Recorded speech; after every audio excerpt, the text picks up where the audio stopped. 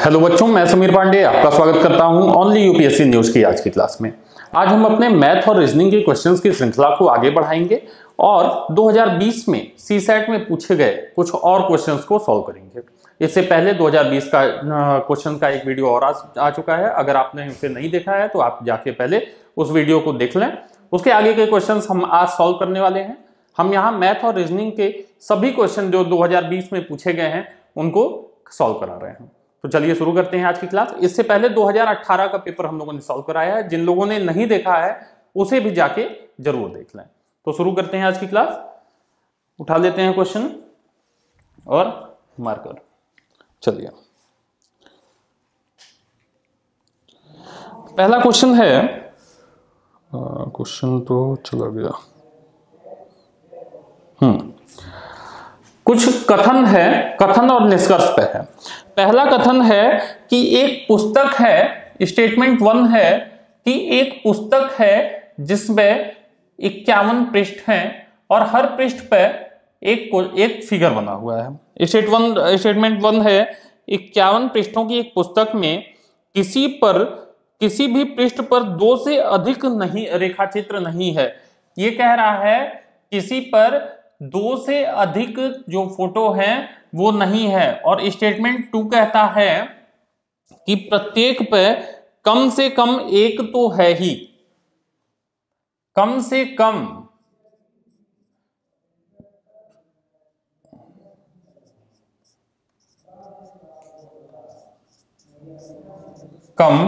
एक रेखाचित्र, एक फोटो जो है सब पे है। अब ध्यान दीजिएगा, क्वेश्चन कह रहा है कि क्या इस पुस्तक में 100 से अधिक रेखाचित्र हैं।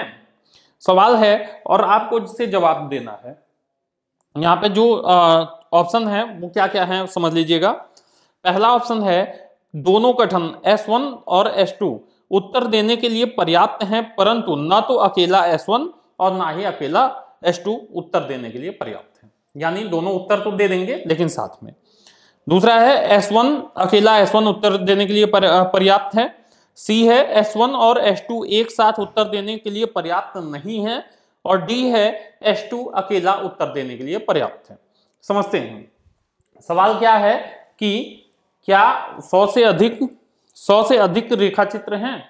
समझिएगा बात को। 51 पेज है, कह रहा है 2 से अधिक नहीं है, यानी 2 तो हो सकते हैं। तो अगर सब पे 2-2 हो गए तो 102 रेखाचित्र तक हो सकते हैं। यहां दूसरे में कहा है कि कम से कम एक है, एक भी हो सकता है।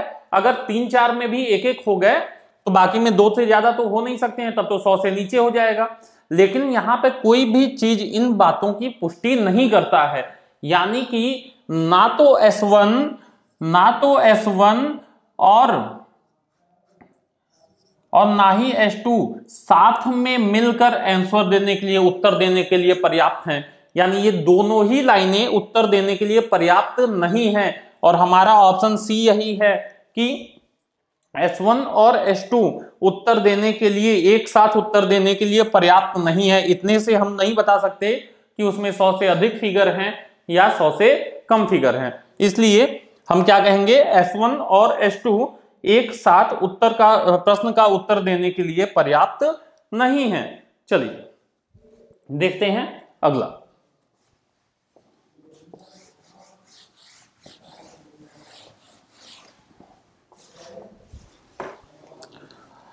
क्वेश्चन ले लेते हैं।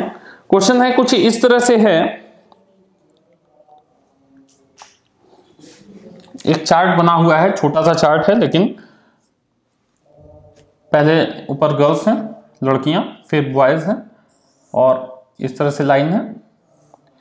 पहले इंग्लिश में प्राप्तांक है, उसके बाद हिंदी में, ठीक है। और यहां पे क्या है, औसत, एवरेज दिया हुआ है, ठीक है ना। 9, 8, 8.8, ठीक है। और यहां पे है 8, 7 और x। आपको x का मान बताना है।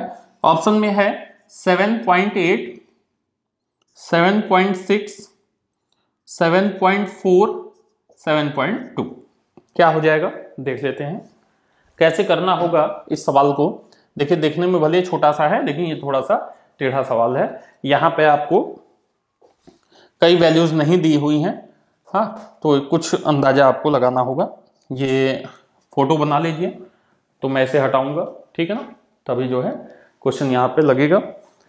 तो मैं आप स्क्रीनशॉट ले लीजिएगा या तो मैं इसे हटाने जा रहा हूँ, ध्यान दीजिएगा। एक बार वैल्यू दिमाग में डाल देते हैं। इंग्लिश में है 9 8 8.8, फिर 8 7 x, यही x निकालना है।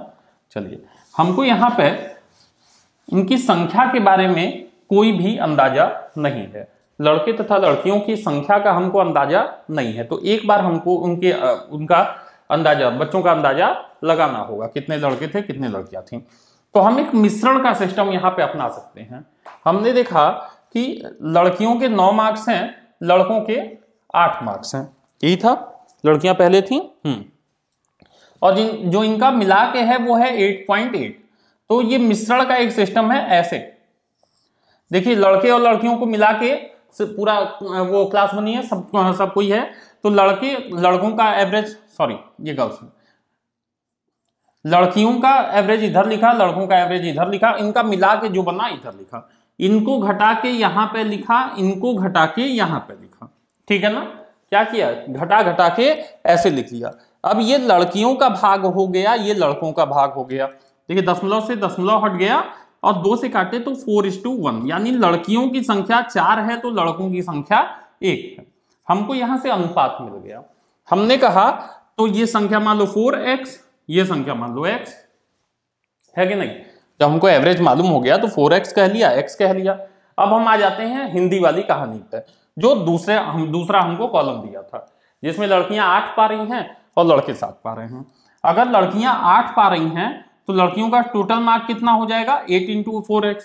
लड़के 7 पा रहे हैं, लड़कों का टोटल मार्क क्या हो जाएगा, 7 × x, ठीक है, क्योंकि औसत गुणे संख्या, तो ये कुल मार्क हो गया। सभी बच्चों का टोटल मार्क कितना हो जाएगा, ये लड़कियों का और लड़कों का जोड़ दिया गया, और डिवाइडेड बाई अपॉन में जो टोटल संख्या है, तो यहां से 4x और x ना, टोटल संख्या कितना होगा 5x। क्यों 5x से डिवाइड कर दिया, क्योंकि हम जान रहे हैं कि जो औसत होता है, जो माध्य लिखा हुआ है, नीचे माध्य था ना, नीचे वाली लाइन में औसत था। औसत जो होता है वो क्या होता है, सभी पदों का योग बटा पदों की संख्या, बच्चों की संख्या। संख्या से हमको डिवाइड करना पड़ेगा, योग हमने ऊपर निकाल लिया है। इसको सॉल्व करते हैं। 8 चौक 32, 32 7 39, 39x अपॉन 5x। x से x कट गया, 5 से हम 39 को काटेंगे, 5 7 35, 5 8 40, 7.8। हमारा ऑप्शन ए हमारा आंसर हो जाएगा, ठीक है ना। मैं एक बार और यहां पे कॉलम बना देता हूं, ठीक है, समझ लीजिएगा। लड़कियां, लड़के, इंग्लिश का मार्क, हिंदी का मार्क। यहां पे 9 8 और एवरेज दिया 8.8, यहां 8 7 और यहां पे x। क्लियर है। अच्छा, अब क्या है, लड़कियां लड़के, इनको मिला के 8.8। हमने मिश्रण का तरीका अपनाया, लड़कियों को इधर लिखा, लड़कों को इधर लिखा, एवरेज को बीच में लिखा, घटा के ये इधर गया, ये इधर गया। ये 1 नहीं है, ध्यान दीजिएगा, ये 1 नहीं है, ये पॉइंट था, इसको काटा है, कंफ्यूज ना होइएगा। अच्छा, तो ये इधर से घटाया तो 0.2 आया, इधर से घटाया तो 0.8 आया। अच्छा, अब 0.8, ये 0.0 हटा दिया, 2 से काटा तो 4:1 का रेशियो आ गया, यानी ये 4x है और ये x है, ठीक है। अब देखते हैं हिंदी वाली बात। लड़कियों की औसत, जो लड़कियों का औसत है 8 है, तो 8 औसत है और 4x लड़कियां हैं, तो कुल मार्क कितने हो गए लड़कियों के, 8 × 4x। ऐसे लड़कों का औसत कितना है 7, संख्या कितनी है x, तो कुल मार्क कितने हो गए 7 × x। अब इनको जोड़ दिया गया तो क्या हो गया, ये क्या हो गया, ये टोटल मार्क हो गया, total mark obtain by total student in Hindi. Hindi में जो टोटल नंबर बच्चों को मिले, अपॉन में टोटल संख्या से अगर हम भाग देंगे तो पूरी कक्षा का औसत निकल जाएगा। तो अपॉन में किया 5x। अपॉन में 5x क्यों किया, क्योंकि 4x लड़कियां थी और x लड़के थे। अब इसको सॉल्व कर दिया, हमारा आंसर आ गया 7.8। क्लियर है। इसे हटाते हैं, देखते हैं अगला सवाल।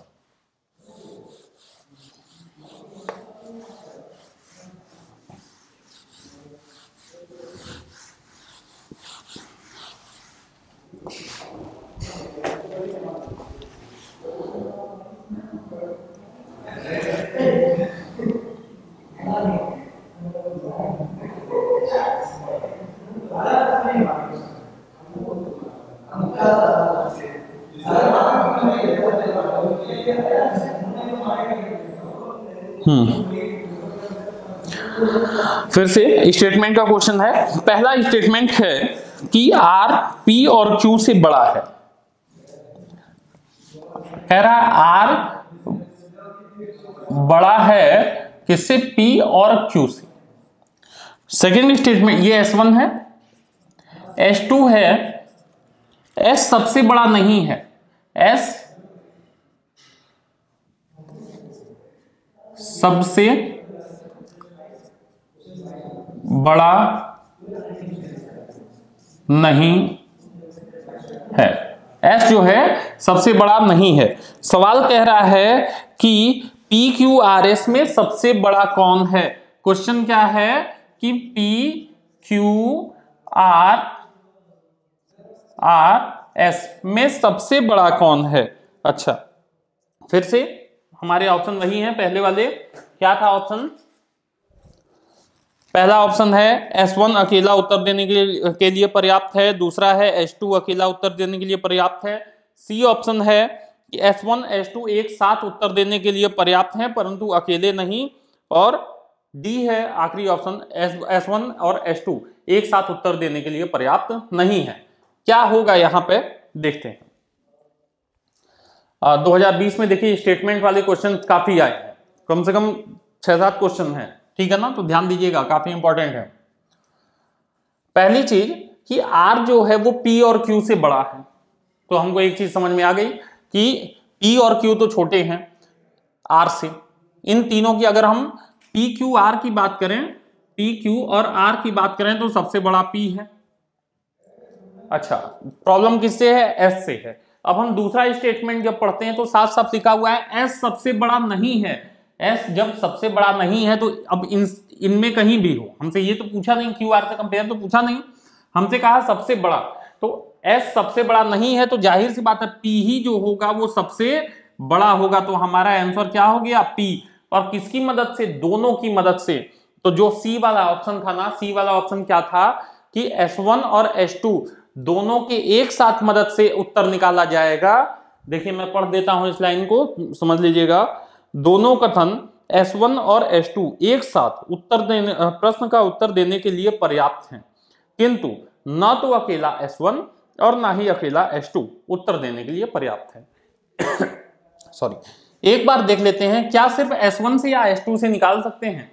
तो देखिए S2 में तो कुछ लिखा ही नहीं है, सिर्फ ये लिखा है S2 सबसे बड़ा, ये S सबसे बड़ा नहीं है, तो इसको तो सोचना ही नहीं है। S1 में चांस हो सकता है। देखिए यहां पे PQ से R जो है PQ से बड़ा है, R PQ से बड़ा है, लेकिन पहले वाले में S की जानकारी नहीं है, यानी कि हम ना ही S1 से अकेले आंसर नहीं निकाल सकते और ना ही S2 से अकेले आंसर निकाल सकते हैं, दोनों को मिला के ही निकाल सकते हैं। तो हमारा ऑप्शन सी सही होगा।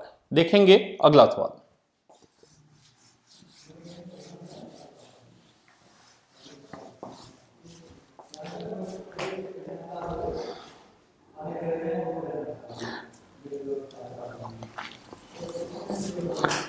देखते हैं पहला, n एक अभाज्य संख्या है। S1 क्या है? n एक अभाज्य संख्या है, ठीक है ना।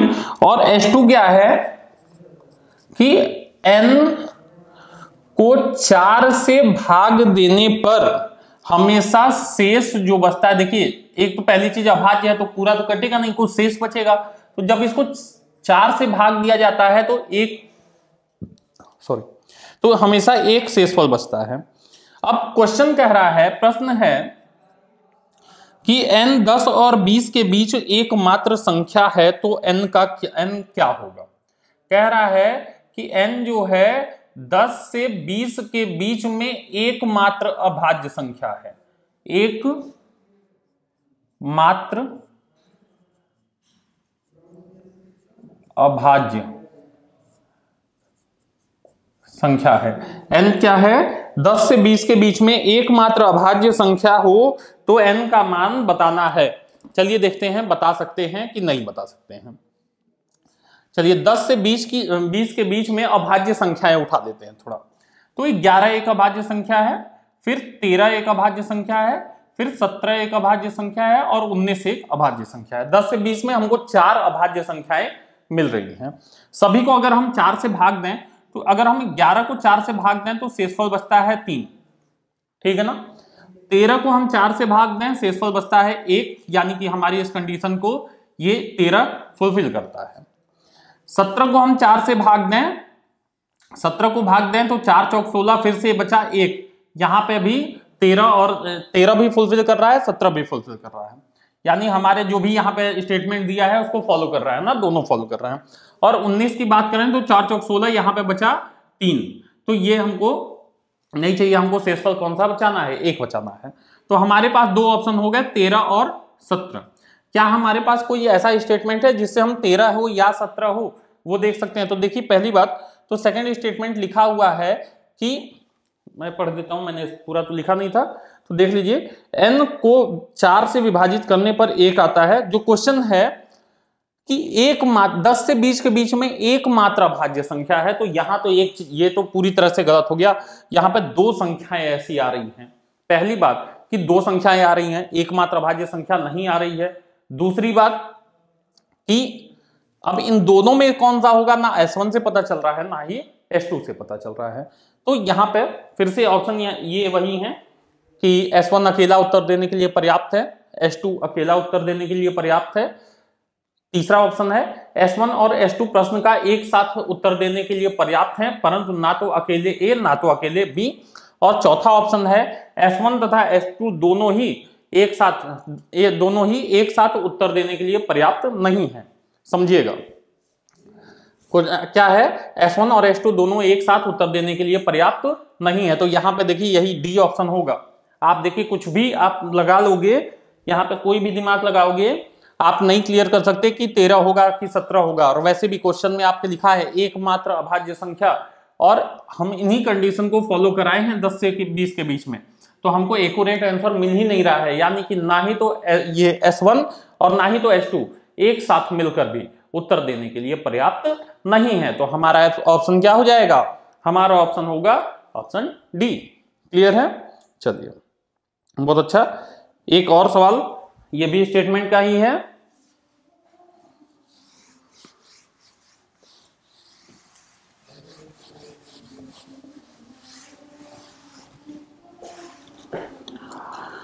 क्वेश्चन कुछ इस तरह से है कि दो संख्याएं इस प्रकार हैं कि S1 कह रहा है उनका गुणनफल जो है वो 21 है। S2 कह रहा है कि उनका योगफल जो है वो 10 है। सवाल है फिर से वही, जो प्रश्न है कि संख्याएं क्या है। क्वेश्चन क्या है? क्वेश्चन है कि ये संख्याएं क्या है, बताइए। तो आप एकदम रनिंग में देखेंगे तो 7 × 21 होता है, और एक ही ऑप्शन आपके पास हो रहा है 7 × 3 21 होगा। सेकंड को फॉलो भी कर रहा है 7 + 3 = 10 होगा। तो जाहिर सी बात है संख्याएं तो हमारी 7 और 3 होंगी, और हमको यहां से मिल गई। अब ये बताइए कि क्या सिर्फ S1 से हम नंबर निकाल सकते हैं? आप कहोगे हाँ सर निकाल सकते हैं, क्योंकि 7 और 3 सिर्फ यही एक ऐसा सिस्टम है जो 21 आ रहा है। लेकिन ध्यान दीजिए, आपसे कहीं ऐसा नहीं कहा कि पूर्णांक होना चाहिए, आपसे कहीं भी नहीं लिखा पूर्णांक होना चाहिए। और जब ऐसा है कि पूर्णांक का कंडीशन नहीं है, तो ऐसे बहुत सी संख्याएं ऐसे बहुत से ग्रुप बन सकते हैं जिनका मल्टीप्लिकेशन 21 हो जाए। जैसे कि मैं आपको बता दूं कि मान लीजिए कुछ 63/2 प्लस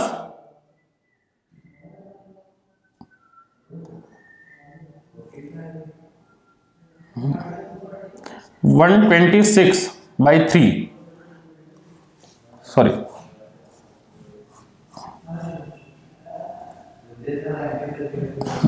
लास्ट में 3 जाना।